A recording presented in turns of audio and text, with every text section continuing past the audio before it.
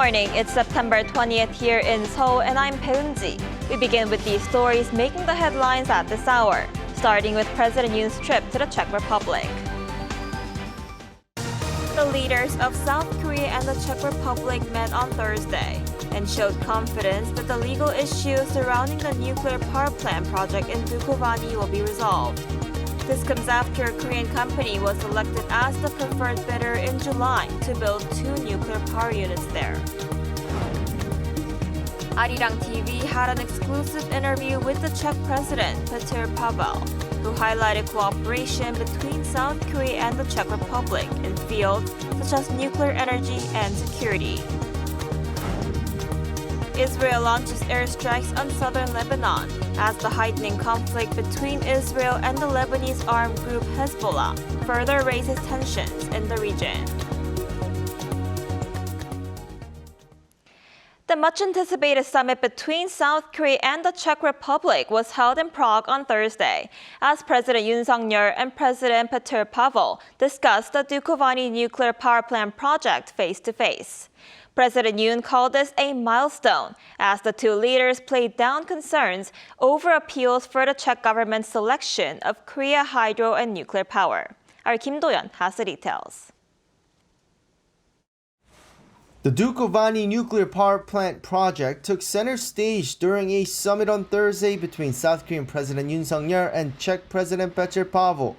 Pavel invited Yoon to the summit at Prague Castle after Korea hydro and nuclear power was selected as a preferred bidder for the project. 저는 파벨 대통령님께 양국 기업들이 함께 건설할 두코바니 신규 원전이 한 체코 경제의 동반 발전과 에너지 협력의 이정표로서 양국의 전략적 파트너십을 강화하는 중요한 계기가 될 거라고 말씀드렸습니다. This bidding was actually a very important opportunity for Czech industries. We're hoping for a high level of local production with around 60% involvement by Czech companies. The two leaders also addressed the potential threat to the finalization of the project's contract, namely an appeal against the Czech Republic's decision by U.S. company Westinghouse, who says the Korean company doesn't have the license to use the nuclear power technology owned by the U.S. firm. President Yoon showed confidence that this dispute will be resolved, while President Pavel also said resolution would be mutually beneficial for both South Korea and the U.S. Meanwhile, the industry minister said that Seoul and Washington are working to resolve the issue at the moment. South Korea and the United States agree on the need to strengthen global cooperation, and this cooperation includes the private sector's role in clean energy. In this regard, both sides are closely discussing resolving ongoing issues such as export control and exploring potential areas for collaboration to the fullest extent. As for other areas of cooperation, the two nations agreed working together in high-speed railroad infrastructure. The Czech Republic's position as a manufacturing powerhouse in Europe relies heavily on rail for its logistics. In fact, despite being smaller than South Korea, the country has 1.8 times more railway track. In addition, the two leaders discussed security issues, calling each other like-minded nations. They also condemned Russia and North Korea for their recent military cooperation and promised to work together in the global community as responsible members. In addition, the two signed an MOU on cooperation for rebuilding Ukraine. The two countries have agreed to continue providing practical support for the people of Ukraine and to work closely together in the future reconstruction efforts of Ukraine. This is just the beginning of President Yoon's trip to the Czech Republic. He's set to meet with the Czech Prime Minister Petr Fiala, with whom he'll visit the city of Pilsen to see nuclear power plant facilities there and sign additional MOUs in different areas. Kim Do-yeon, Arirang News. In an exclusive interview with Arirang TV, Czech President Petr Pavel underscored the deepening ties between South Korea and the Czech Republic, with a particular focus on nuclear energy and security cooperation. Our presidential correspondent Oh Soo-young files this report from Prague. South Korea and the Czech Republic have a very promising future ahead in nuclear energy, security and high-tech cooperation based on their shared values as liberal democracies. That's according to Czech President Petr Pavel in an exclusive interview with Arirang TV. Having agreed with President Yoon to enhance their strategic partnership in their summit on Thursday, the Czech leader highlighted the two countries' budding bilateral ties, particularly after Prague selected a South Korean consortium as the preferred bidder for its Dukovany nuclear power plant project. We also believe in a great potential of developing this cooperation further on, not only on our own nuclear power plant, but also extending that cooperation and good record from I hope, a successful project to other European countries, especially in Central and Eastern Europe, who will be interested in securing their energy supplies through nuclear power. In the face of objections by US firm Westinghouse, which claims intellectual property rights over Korea's source technology for the reactors, the Czech leader said it would also benefit the American company if the dispute is settled soon. Both sides, KHNP and Westinghouse, because with the technology of Westinghouse and the Korean production capacity and experience and guarantees, I believe that it gives us the best possible mixture of parameters that we are looking for. And of course, for both companies, it will be better to close these disputes by settlement rather than ongoing legal disputes.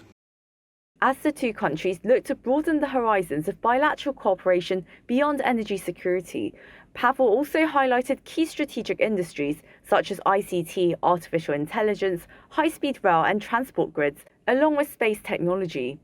These collaborations are all the more crucial between like-minded partners as geopolitical interests and conflicting values blur the line between national and economic security. With rising concerns about military cooperation between Russia and North Korea in the context of the ongoing war in Ukraine, Pavel stressed the importance of strengthening ties with South Korea in defense, security, and fighting disinformation. We have a number of views that are very similar with South Korea, so I believe that cooperating with such a country is a natural choice. We are not only economic partners, we are also partners in tourism, in culture, but we are also partners in NATO, because South Korea is a partner to NATO, because we believe that we share also our security interests. As the Yoon administration aims to bolster South Korea's role in defending freedom, prosperity and the rule of law as a global pivotal state, the Czech leader noted he and Yoon share similar worldviews against the rise of authoritarianism. Furthermore, sharing his personal experience of Korean culture from his visit in 2016, Pavel said he enjoyed Korean cuisine and history, particularly rural areas and monasteries, as he called for greater cultural exchanges. The two countries will celebrate 35 years of bilateral relations and 10 years of establishing a strategic partnership next year. Oh Soo-young, Arirang News, Prague. As we saw in the previous report, President Yoon's visit to the Czech Republic is particularly significant as a Korean company has been selected as the preferred bidder to build 2 nuclear power units there. For more on what was discussed in the summit between the leaders of the two countries, we're joined by Dr. Min Jung-hoon, Professor of Korea National Diplomatic Academy. Professor Min, thank you so much for joining us this morning. Good morning. So, Dr. Min, the two presidents showed confidence that the legal issues surrounding the nuclear power plant deal will be resolved. How do you think this issue will likely play out? Well, as you mentioned, the project faces a legal challenge because Westinghouse and EDF filed an appeal last month, and they argued that Korea hydro and nuclear power, KHNP's reactor designs, are based on its technology, and so it's not allowed for KHNP to export to nuclear power plant without its permission. But the KHNP argues that the reactor is a model that South Korea developed independently, although it received some help from Westinghouse in the early stages of the development of the reactor. Anyway, regarding the dispute, President Yoon said that the governments of South Korea and the United States are working closely together to create a friendly atmosphere between their companies. And it is expected that it will come up with an amicable resolution.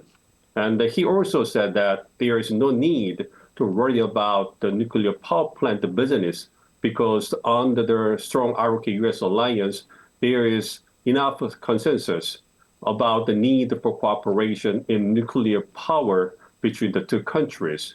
So it suggests that South Korean government is working closely with the U.S. government to find a solution for the intellectual property disputes between the two companies. So I expect that the disputes will be resolved amicably. Right, and South Korea aims to export 10 nuclear power plants by 2030. Do you think we can expect the country to export more nuclear reactors to other European nations? Yes, I hope so. The Czech nuclear power plant project is estimated to cost about 24 trillion won for the 2 units. In addition, if the Czech government decides to build 2 more units like Temelin 3 and 4, there is a possibility that KHNP solutions will be also selected as the preferred bidder for the project. And the President Yoon plans to use this visit to the European country as an opportunity to lay the foundation for the nuclear power alliance.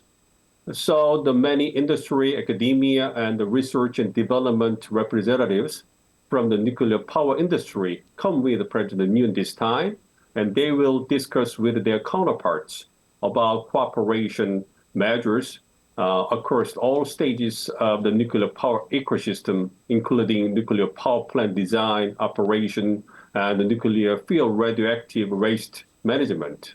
So this can be seen as a strategic approach that would challenge new nuclear power plant projects in neighboring European countries.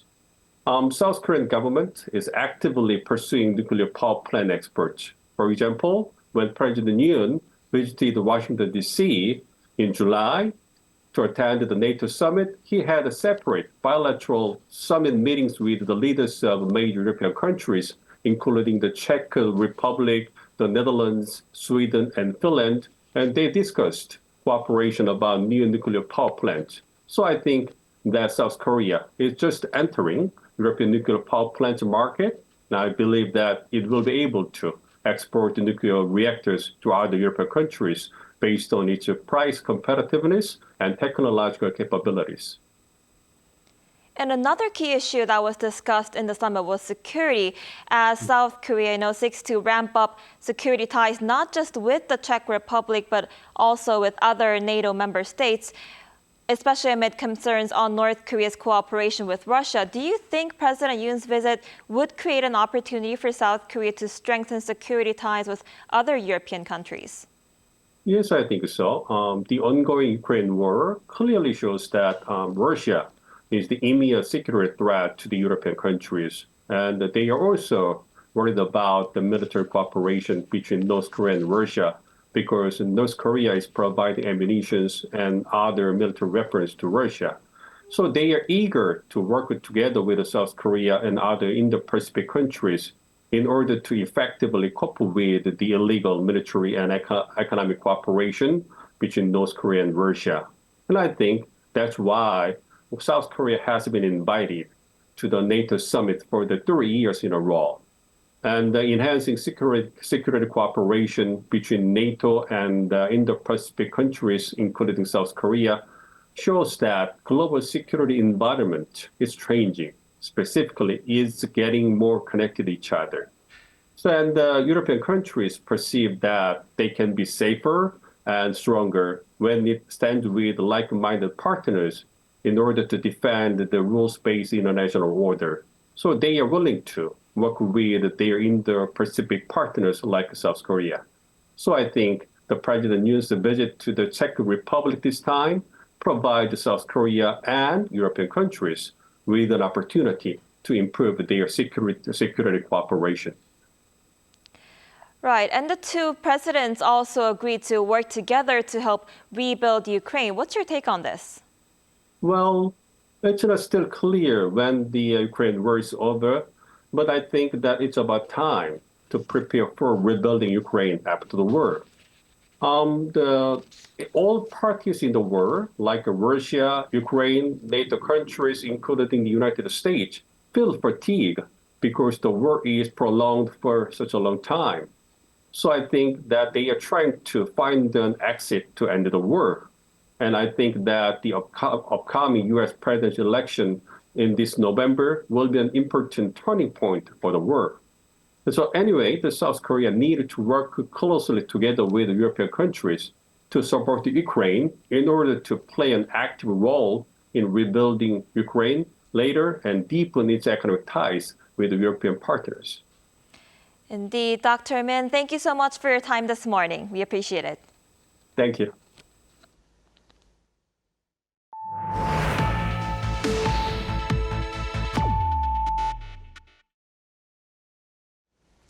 Hezbollah's leader in Lebanon called the use of exploding devices, which killed nearly 40 people and maimed thousands more, a declaration of war by Israel, and vowed to retaliate. Israel launched airstrikes on southern Lebanon, raising fears of a full-scale war. Our Shinayong reports. Tensions in the Middle East are escalating. Following the explosions of electronic devices, including pagers and handheld radios, which killed 37 and injured 3,000 more in Lebanon and Syria, the Israeli military said it carried out large-scale airstrikes on southern Lebanon on Thursday, targeting 30 launches and terrorist infrastructure sites. The Israeli aerial attack also hit a weapons storage facility. Meanwhile, the Israel Defense Forces reported that a Hezbollah missile and drone strike in northern Israel on the same day killed 2 Israeli soldiers. The leader of Lebanon-based Hezbollah said the use of explosive electronic devices had crossed a red line and accused Israel of what he said represented a declaration of war.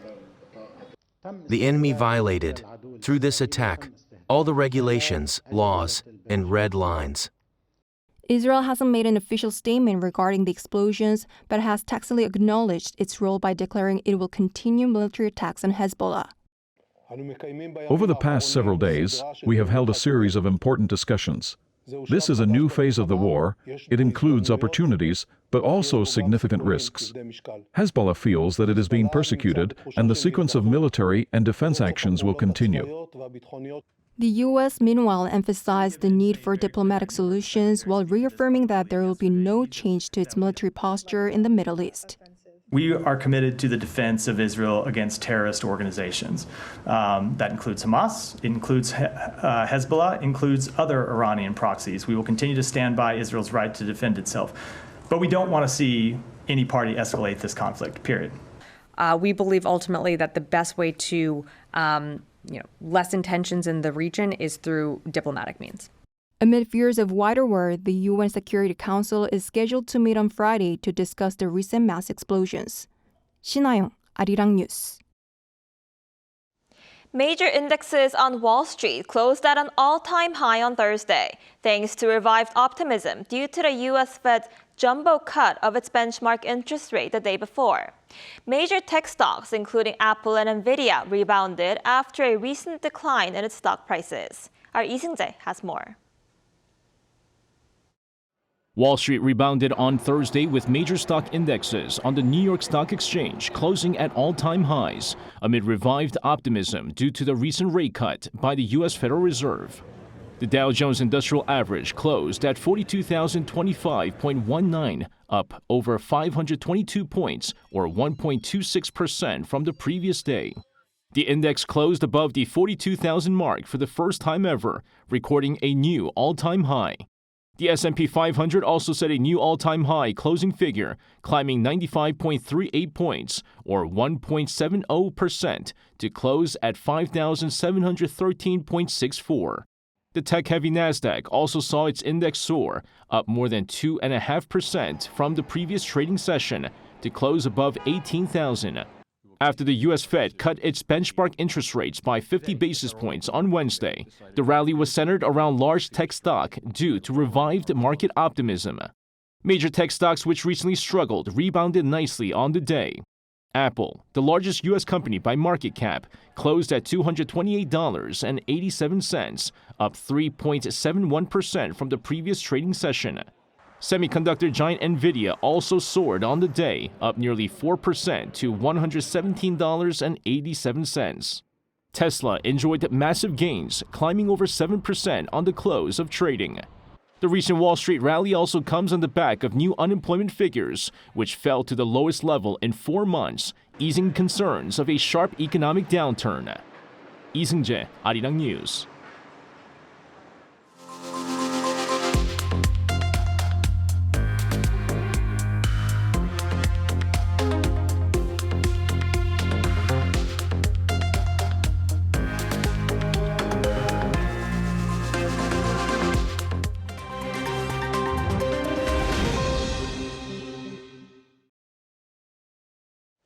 Good morning, I'm Kim Seong, and this is The World Now.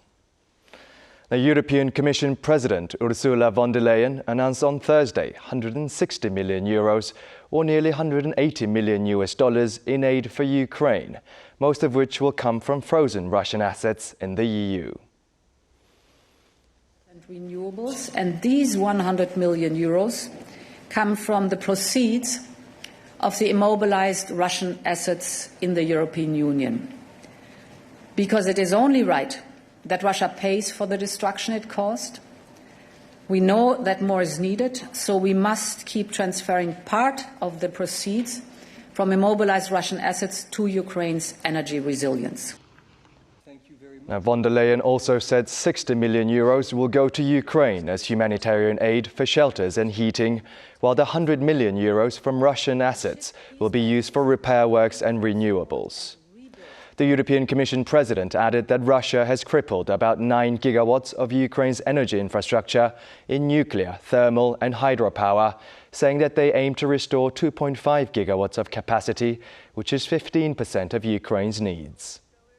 Additionally, von der Leyen said that the EU will increase exports to Ukraine to supply an extra 2 gigawatts of electricity. Now, following the deaths of a Japanese schoolboy who was stabbed in the southern Chinese city of Shenzhen, Japan's foreign minister on Thursday said that Japan has strongly requested China to provide a detailed explanation and take all possible safety measures for Japanese nationals in China. Japan's Foreign Minister Yoko Kamikawa said that the 10-year-old boy died in the early hours of Thursday after he was attacked on Wednesday morning.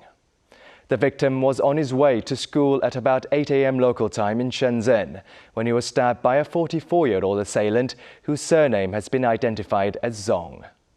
Local police said that a suspect has been detained, but motives for the attack remain unknown. The boy, who held Japanese nationality, was born to a Japanese father and a Chinese mother.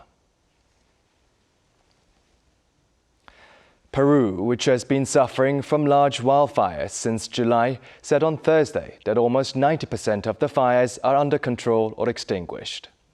The president of the Peruvian Council of Ministers, Gustavo Adrianzen, said during a press conference on Thursday that while most of the country's wildfires are now under control, communities must cease the practice of lighting grasslands, a common practice in Peru, which are one of the main causes of the fires. Now, wildfires in Peru have killed at least 15 since July and have burnt more than 30 square kilometers of cultivated land.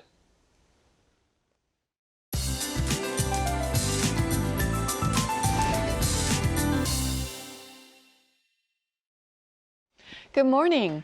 Long-awaited rain brings heat relief to the country today, but it will rain down heavily. Rain is taking a break in the capital area, but heavy rain is pouring down on Jeollado and Jeju this morning, with heavy rain alerts being issued in those areas. Until Sunday, southern provinces could see 50 to 150 millimeters of downpours, while the east of Gangwon could see more than 300 millimeters of rain. But today's rain will end the record-breaking heat wave that scorched much of Korea for the last 4 months. Seoul gets up to 28 degrees, Busan still warm at 30 degrees Celsius. After a big cool down this weekend, afternoon highs will gradually rise towards the middle of next week, but morning lows will stay below 20, leading to wide temperature differences. That's Korea for you, and here's a look at the international weather conditions.